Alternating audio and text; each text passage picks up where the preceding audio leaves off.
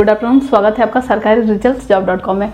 Friends, आज हम CTET का जो पैटर्न है उसमें ईवीएस की क्लासेस को लेते हुए आगे बढ़ रहे हैं। उसके पहले आपको एक इम्पॉर्टेंट इन्फॉर्मेशन दे दे, इम्पॉर्टेंट सूचना दे दे कि शिक्षक से रिलेटेड, टीचर से रिलेटेड जितने भी वैकेंसियां आएंगी या फिर उसके लिए जो भी ऑथेंटिक न्यूज़ है सरकारी वेबसाइट से जो भी न्यूज़ आएगी आपको इस वेबसाइट पे मिलेगी, आपको इस चैनल पे मिलेगा। तो अगर आपने सब्सक्राइब ना किया हो तो सब्सक्राइब कर ले। अगर आप यूपी के किसी भी एग्ज़ाम को आप देने वाले हैं तो आप इस चैनल को सब्सक्राइब कर ले। और चलिए बिना टाइम वेस्ट किए आज की क्लासेस स्टार्ट करते हैं। तो जैसा कि प्रीवियस क्लासेस में हमने क्या पढ़ा है, ईवीएस में जो भी एनसीईआरटी, देखिए पढ़ना तो आपको बस एनसीईआरटी से, उसके आगे कुछ नहीं जाना है। जितना एनसीईआरटी में लिखा हुआ है उतना ही आपको पढ़ना है। 1 से लेकर के 5 तक में जो भी चीज़ें हैं वही आपको यहाँ पे बताई जाएंगी।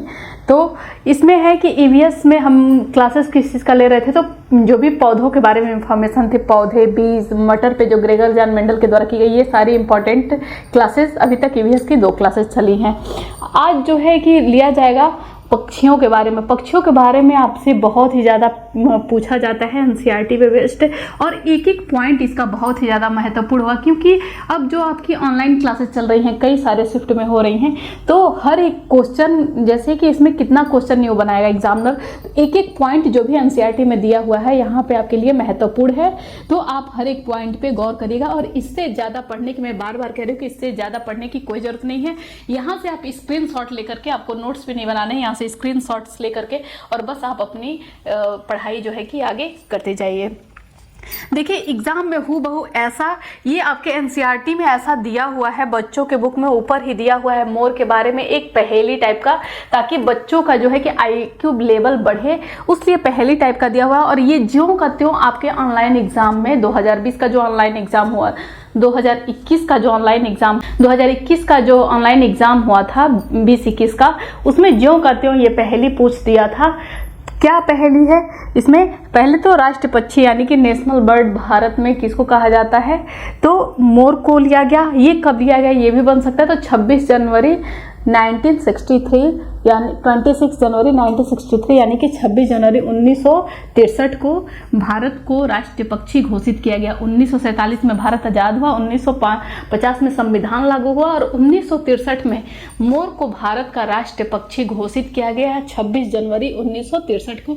तो ये आप डेट याद रखेंगे, ये डेट जो है कि आपके लिए इम्पॉर्टेंट हो सकता है आपके एग्जाम ऑब्व्यू से। सेकेंड में है कि मोर को संस्कृत भाषा में क्या कहा जाता है, ये भी आपके एग्जाम में बनता है, एनसीईआरटी में दिया हुआ है। तो मोर को संस्कृत में मयूर कहा जाता है।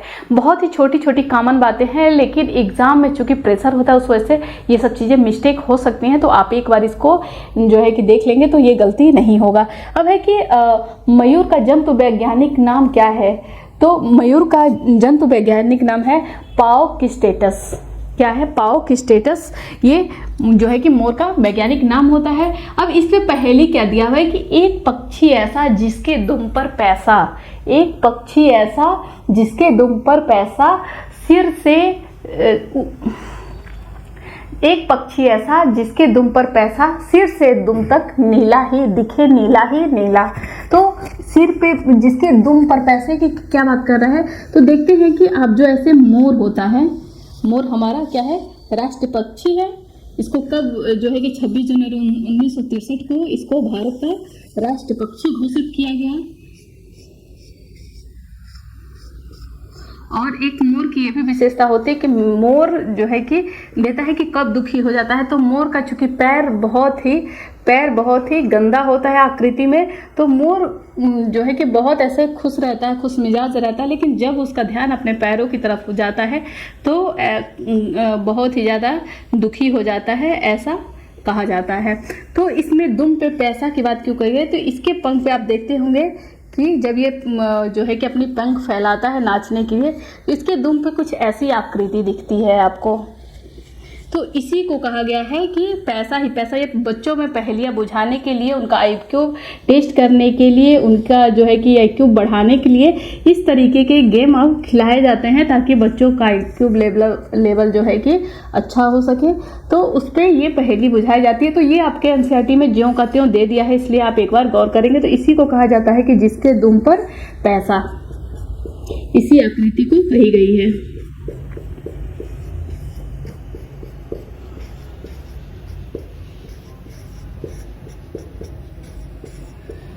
तो एक पक्षी ऐसा जिसके दुम पर पैसा, तो ये इसके बारे में ये विशेषता कही गई है। तो ये कौन सा होता है, ऊपर से नीचे तक दिखे नीला ही नीला, इसका कलर नीला ही नीला होता है, तो ये होता है मोर होता है। ठीक है, तो और सेकेंड अब क्या देखते हैं, बसंत गौरी के बारे में भी आपके एनसीईआरटी में दिया हुआ है, आपके एग्जाम में पूछता है। इसको इंग्लिश में बारबेट कहते हैं। और बसंत गौरी का पूछता है कि निम्न में से कौन सी पक्षी है, जैसे इसमें पक्षियों के बारे में किस तरीके से क्वेश्चन बनते हैं कि उनकी विशेषताएं दी जाती हैं। तो इसमें देता है कि कौन सी पक्षी है जो गर्मियों में टुक टुक की आवाज निकालती है, ये पेड़ के तनों पर जो है कि अंडे देती, पेड़ के तनों में छेद करके उसमें अंडे देती है। तो ये किसकी विशेषता है, ये बसंत गौरी की विशेषता है। ये घोंसला नहीं बनाती है, ये पेड़ के तनों में छेद कर देती है। जैसे कि ये पेड़ हो गया, ये पेड़ हमारा हो गया, ये हमारा रहा पेड़।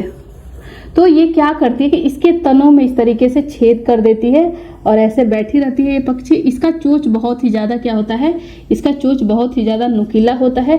तो ये पेड़ पे बैठ करके इसमें छेद कर देती है, पेड़ की तना में, शाखा में, उसकी डालियों में छेद कर देती है और उसी में अंडे ये देती है। तो ये इसकी विशेषता है। तो ये आपसे अगर पूछे कि निम्न में से कौन सी पक्षी है जो गर्मियों में टुक टुक की आवाज़ निकालते हैं, तो वो बसंत गौरी है, बारबेट है। पेड़ के तने में गहरा छेद करके उसी में क्या करती है, अंडे रखती है, अपने अंडों को रखती है। आइए अब नेक्स्ट देख लेते हैं। इसमें नेक्स्ट इसमें है कठफोड़वा के बारे में, जिसको हम उडपीकर भी बोलते हैं। तो ये भी बिल्कुल बसंत गौरी की तरह ही पेड़ के तनों पर अपना घोंसला बनाती है। इसकी बस क्या, बसंत गौरी की एक और क्या विशेषता होती है, पेड़ के तनों में अपना घोंसला बनाने के साथ साथ कि ये जो है कि गर्मियों में टुक टुक की आवाज़ निकालती है। तो अगर बसंत गौरी के बारे में देखा तो उसकी ये भी विशेषता देगी। और आपको ऑप्शन में अगर दोनों दिखे तो जिसमें दोनों क्वालिटी दी हो कि गर्मियों में टुक टुक करती है और पेड़ के तनों में छेद करके अपना घोंसला बनाती है, उसमें अंडे देती है, तो बसंत गौरी हो जाएगी। लेकिन बस इतना, और अगर ऑप्शन में जो है कि दोनों दिया हो बसंत, हालांकि ऐसा होता नहीं है, बसंत गौरी और कठफोड़वा में यही सिमिलरिटी है कि दोनों पेड़ के तने में जो है कि अपना घोंसला बनाती हैं। ठीक है, नेक्स्ट इसमें है कि शक्करखोरा, जिसको सूर्य पक्षी भी बोलते हैं, यानी कि सन बर्ड भी बोलते हैं। तो इसकी क्या विशेषता है, तो इसके घोंसले के बारे में बहुत ही ज़्यादा बार पूछा गया है कि इसके घोंसले की क्या क्या विशेषता होती है, किस तरीके से ये अपना घोंसला बनाती है। तो ये हमेशा जो है कि बड़े पेड़ों पे नहीं, ये छोटे पेड़ पे या फिर झाड़ियों पे अपना जो है कि घोंसला बनाती है, वो भी लटकता हुआ घोंसला बनाती है। वो बिल्कुल ऐसे लटका हुआ, ऐसा लगेगा कि मानो कोई डोलची इत्यादि टंगी हुई हो उस पर। और ये किन किन चीज़ों का बना होता है, ये बहुत बार आपके एग्जाम में पूछता है। उसमें जो है कि कई पक्षी हैं जिनके, जैसे कि कौवे के घोंसले की कुछ विशेषता होती है, शक्करखोरा का, इस तरीके से अलग अलग चिड़ियों की विशेषताएं होती हैं। तो वो दिया होता है कि ये निम्न में से किस पक्षी की विशेषता है। या फिर अब तो आपका मल्टी क्वेश्चन आ जा रहा है कि एक में 3-4 बर्ड्स के नाम दे दिए, उनके घोंसलों की क्वालिटी दे दी और उसमें आपको सही लगाना होता है कि कौन सा सही है। तो लगभग आपको अब हर एक पक्षी के बारे में बहुत ही अच्छे से पढ़ना है यहाँ पे। तो इसमें है कि इसका घोंसला कैसे बनाता है, इसके घोंसले में बाल पाया जाता है, यानी कि ये बाल से बनाती है, मकड़ी के जालों से बनाती है और पेड़ की टहनियों से बनाती है, पेड़ के सूखे पत्तों से बनाती है। उसके बाद से नेक्स्ट क्या है कि पेड़ के छाल से भी बनाती है और जो है कि बारीक जो घास होते हैं उनसे बनाती है। रुई पाए जाते हैं इसके घोंसले में, ये रुई से भी बनाती है। और कपड़े के जो चिथड़े होते हैं, कपड़े यानी कि कहीं से भी फटा कपड़ा कहीं पा जाएगी तो उसको भी ये ला करके अपने घोंसले में बुन करके बनाती है। तो ये इसके घोंसले की विशेषता होती है। इसमें कपड़े पाए जाते हैं, कपड़े के चिथड़े पाए जाते हैं, बाल पाए जाते हैं, रुई पाए जाते हैं और पेड़ से संबंधित पेड़ के तन्ने होते हैं, जो टहनियाँ पतली पतली होती हैं वो रहेंगे, सूखे पत्ते रहते हैं, पेड़ की छाल रहती है, रुई रहता है। इसके घोंसले की यही विशेषता है। तो ये आपसे निम्न मतलब कि यही मेन पॉइंट होता है कि कपड़े के चिथड़े दिया होगा, बाल रहेगा, मकड़ी के जाले रहेगा। बाकी बहुत सारे ऐसे पक्षी हैं जिनमें पतली पेड़ की टहनियाँ, सूखे पत्ते हो सकते हैं, लेकिन इसकी विशेषता यह होती है कि इसके घोंसले में बाल, मकड़ी के जाले, कपड़े के चिथड़े, रुई इत्यादि भी पाया जाता है। ठीक है, अब आइए नेक्स्ट देख लेते हैं इसमें। अब नेक्स्ट इसमें है चील, बाज और गिद्ध के बारे में। ये इन पक्षियों की तीनों पक्षियों की क्वालिटियाँ लगभग एक समान होती हैं। क्या एक समान है कि ये काफ़ी ऊंचाई पे उड़ने वाले पक्षी होते हैं। प्लस इनमें ये है कि ये मनुष्य से, ये तीनों पक्षी चील, बाज और गिद्ध, ये तीनों पक्षी जो है कि मनुष्य से 4 गुना अधिक ये देख सकते हैं आसानी से मनुष्य से। तो देता है कि निम्न में से कौन सा पक्षी जो है कि मनुष्य से 4 गुना अधिक नहीं देख सकता है। तो उसमें क्या होगा, चील होगा, बाज होगा, गिद्ध होगा और एक अलग कोई तोता या फिर कोई और अन्य पक्षी दे दे। तो ये 3 जो होते हैं, ये तीनों पक्षी जो होते हैं मनुष्य से 4 गुना अधिक देखने में सक्षम होते हैं।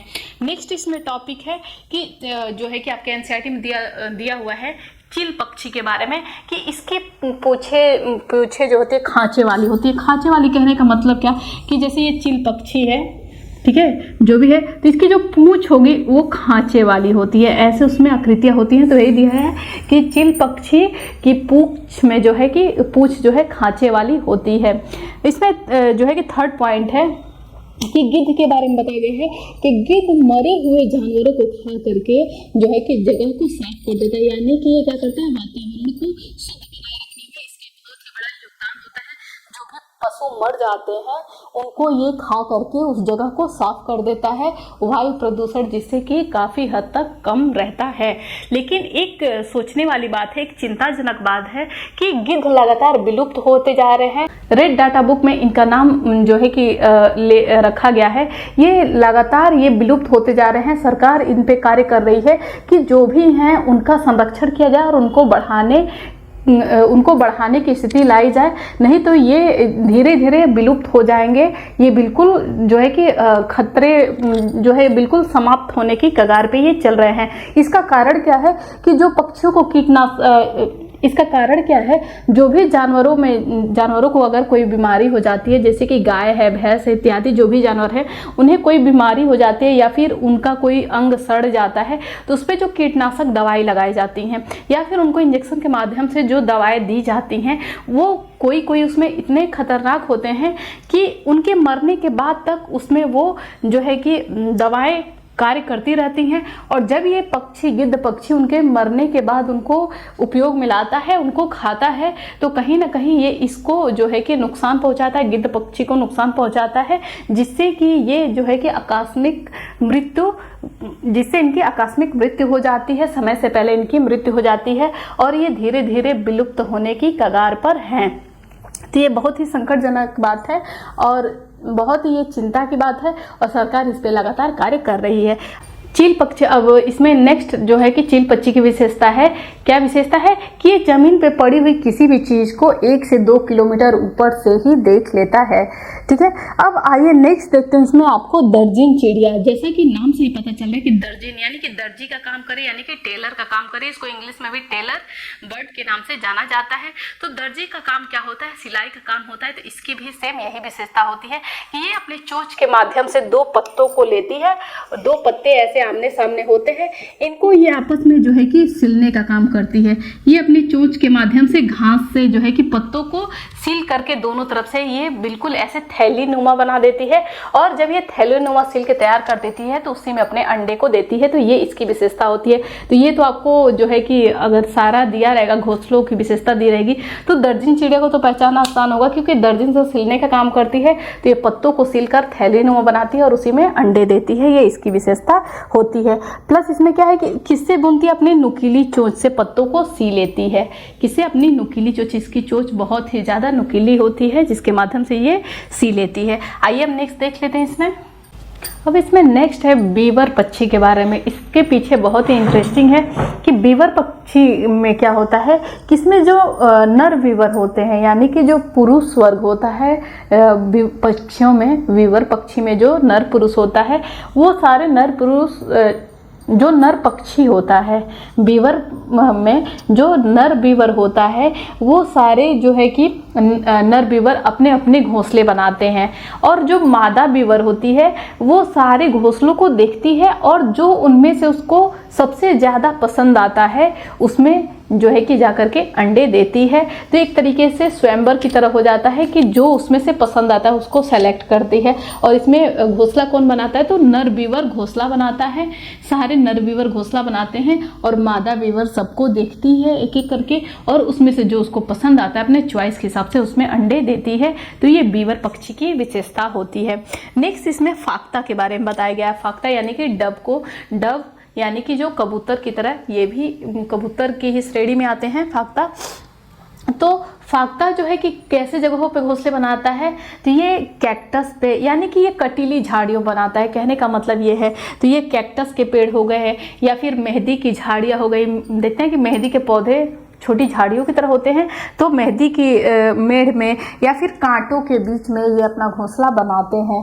प्लस ये भी देता है कि फाख्ता के दुश्मन कौन होता है, यानी कि इनके अंडों को नुकसान कौन पहुंचाता है, ये भी आपके एग्जाम में दिया गया है।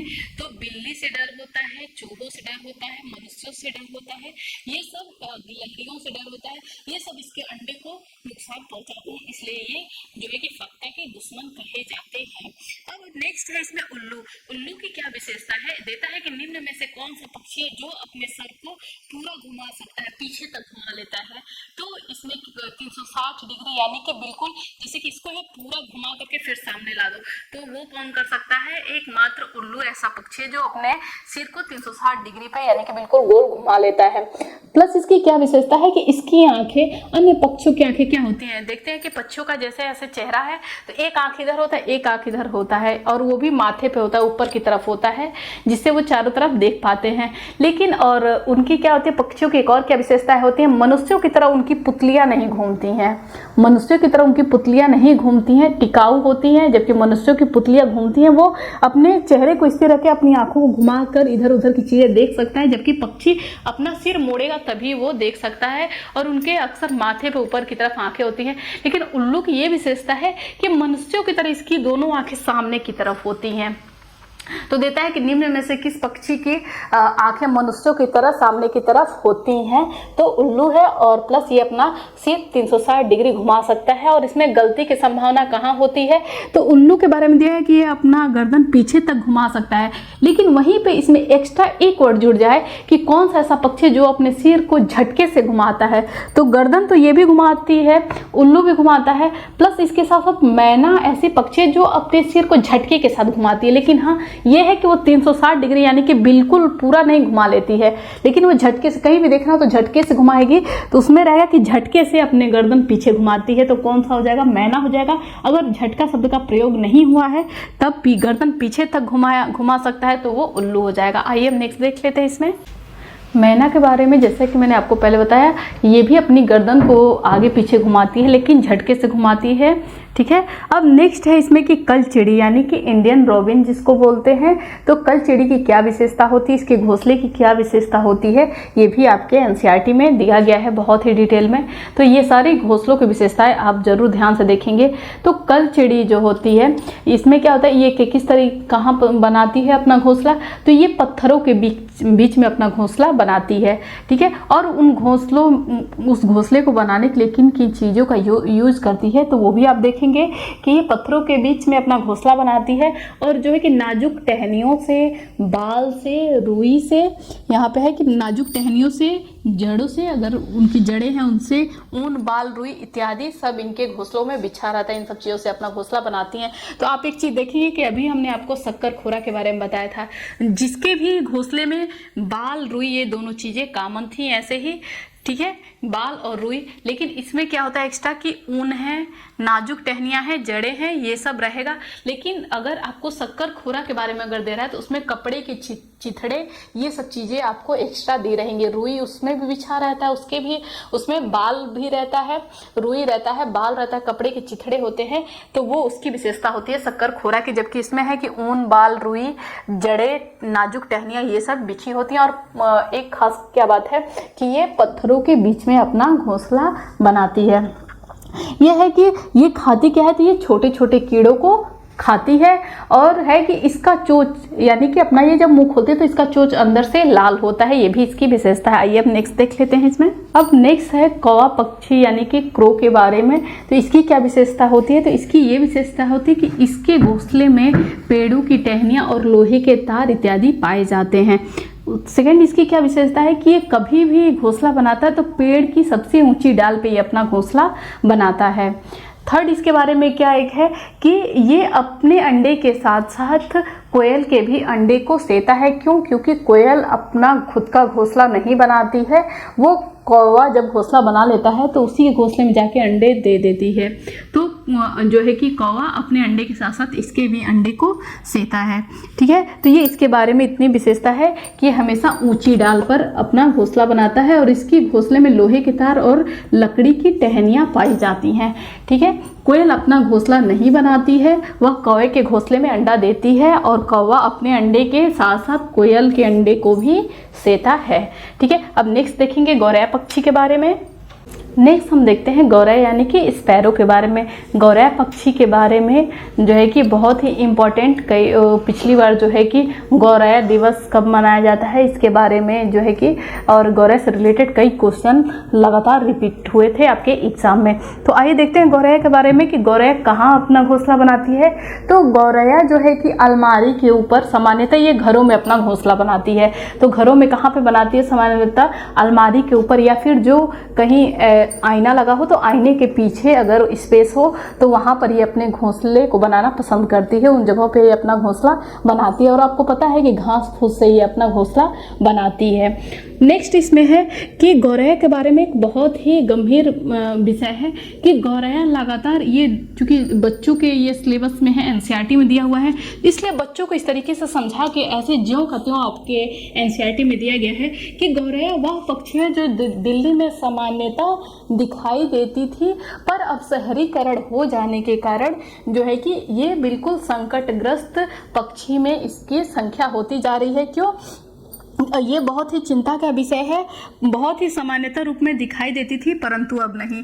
अब इस चिड़िया के बारे में जागरूकता फैलाने हेतु एक विशेष दिवस मनाया जाता है जिसको क्या बोलते हैं? विश्व गौरैया दिवस कहते हैं। ये कितने तारीख को मनाया जाता है? तो इसका डेट भी आप याद रखेंगे, 20 मार्च को विश्व गौरैया दिवस मनाया जाता है। 20 मार्च को, क्योंकि शहरीकरण होने के कारण लगातार बड़ी बड़ी ऊंची ऊंची इमारतें बनती जा रही हैं, उसके कारण जो है कि यह दुर्लभ हो गई हैं, अब आसानी से दिखाई नहीं देती हैं। तो ये बताया गया यहाँ पे। अब नेक्स्ट आपका है कि कबूतर के बारे में, जिसको पिजन बोलते हैं। कबूतर की तरह फाख्ता भी होता है, लेकिन फाख्ता और इसमें थोड़ा सा डिफरेंस होता है कलर इत्यादि में। तो ये है कि कबूतर कहाँ बनाते हैं? तो कबूतर अपने घोंसले जो है कि जैसा कि फाख्ता को आपने पढ़ा था कि ये मेहंदी के जो है कि झाड़ियों में, ये अक्सर कटीली कैक्टस में या फिर मेहंदी की मेढ़ों पर इत्यादि जगह जो भी कटीले जगह होते हैं वहाँ पे बनाते हैं, जबकि कबूतर जो है कि पुराने मकानों में या फिर खंडहर में ये अपना घोंसला बनाना पसंद करते हैं। उसके बाद से ये दिया हुआ है कि कौवा हो गया, गिलहरी हो गई, या फिर चूहा बिल्ली हो गई, या फिर मनुष्य के द्वारा इनके अंडों को जैसे ही देखते हैं कि वहाँ पे कबूतर नहीं है तो इनके द्वारा जो है कि कौवे, गिलहरी, चूहे, बिल्ली, मनुष्य इत्यादि द्वारा इनके अंडे चुरा लिए जाते हैं। कई बार इनके जो है कि घोंसलों को भी इनके द्वारा तोड़ दिया जाता है, इसलिए जो है कि कबूतर के शत्रु कहे जाते हैं। तो ऐसा क्वेश्चन आता है कि निम्न में से कौन जो है कि कबूतर के शत्रु कहे जाते हैं? तो चूंकि जो नुकसान पहुंचाता है उसी को शत्रु का नाम दिया जाता है। तो कौन होते हैं कि कौवे, गिलहरी, चूहे, बिल्ली और प्लस मनुष्य भी उसमें शामिल होते हैं। ये भी कभी कभी उसके घोंसलों को क्षतिग्रस्त कर देते हैं। तो इतने जो है कि आपके एनसीईआरटी में पक्षियों के बारे में जितना भी दिया हुआ था सब हमने आपको आज कवर करा दिया। अब नेक्स्ट जो क्लास रहेगी पक्षियों के बारे में ही रहेगी। तो आपके जो है कि एनसीईआरटी में जो है कि कुछ पक्षियों के चोंच की विशेषताएं हैं या फिर पंजों की विशेषताएं हैं, उनको लेकर के एक क्लास चलेगी और ये आपका जो है पक्षियों के बारे में आपका पूरा एनसीईआरटी कवर हो जाएगा। उम्मीद करती हूँ कि आपको ये क्लासेस बहुत ही पसंद आई होंगी। अगर पसंद आई हो तो प्लीज़ लाइक करें, अगर सब्सक्राइब ना किया हो तो सब्सक्राइब करें और ज़्यादा से ज़्यादा शेयर करें। Thank you for watching this video.